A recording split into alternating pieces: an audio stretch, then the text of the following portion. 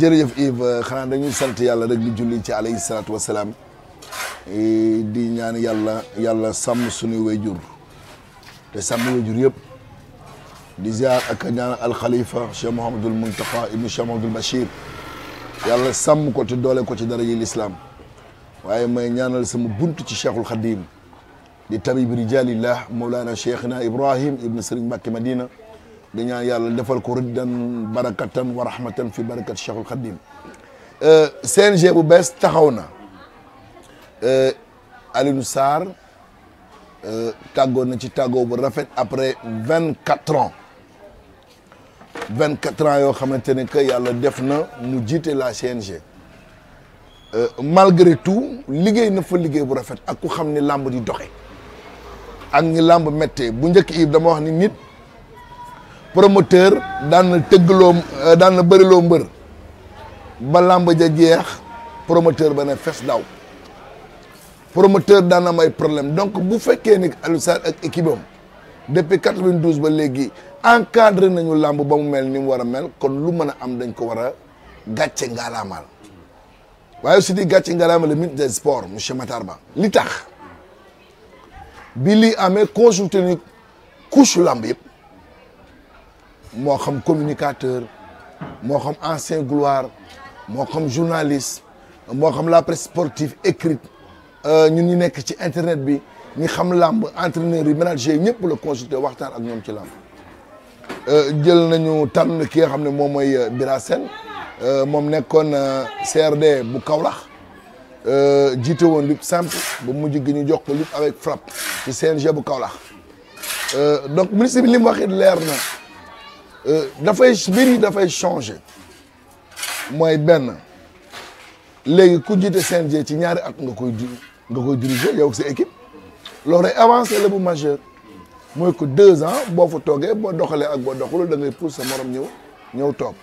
élargir na aussi équipe bi ndax dugal na ci ay ñoom Manga 2 dugal na ci ay ñoom Doudou Dia Jekko dugal na ci ay ñoom Yaxya Diop Yékini ñoom HBK kon donc ko yaatal na maintenant nag est-ce que Bira fera mieux que Alioune Sarr? La question est là. Voilà moo tax ma ne Bira fi mu ne nii yan bi ci moom la gën a diise parce que li fi Alioune Sarr def c'était pas évident 24 ans lamb ak coowam lamb ak bruam li fi jaar violence bi ci lamb problème mu arbitre yi problème ménager yi naam loolu lépp nga remuer terre et ciel ba gérer ko c'était pas évident mais en tout cas ak lu mën a am li la ministre wax rek mooy Bira kese mënul gérer dafa am toute une équipe bu nekk ci ginnaawam di ko jàppale même ñun ni bokkul ci équipe bi sax war nañ ko jàppale kon donc ñun ñëpp dañ ciy jéem a dugal suñu loxo da xam ne buñ ko jàppalee su amee réussite lamb moo am réussite donc gisuma ni que dañ ko war a mettre les bâtons dans les roues man daal li may wax mooy nañu gën a yaatal gis nga barki dem Keba Kanté mi doon xëccu sax taxaw ne ne kat Bira nañu ko jàppale donc moom tamit muy jeune bu gëm boppam jeune bu ñime. loolu mais est-ce que nekkul surprise aussi ci axlu lamb parce que Bira kenn xalaatu ko woon. li ñu Aziz Ndiaye doon xalaat. wala Keba Kanté. wala Mohamed Ndao Tyson wala keneen mais moom surprise bi la woon. waaw mën nañu wax ni que surprise la xam nga li ñu war a préciser ci problème Mohamed Ndao Tyson mooy Tyson n'a jamais demandé Tyson n'a rien demandé mooy nit ñi ñoo doon supposé ci moom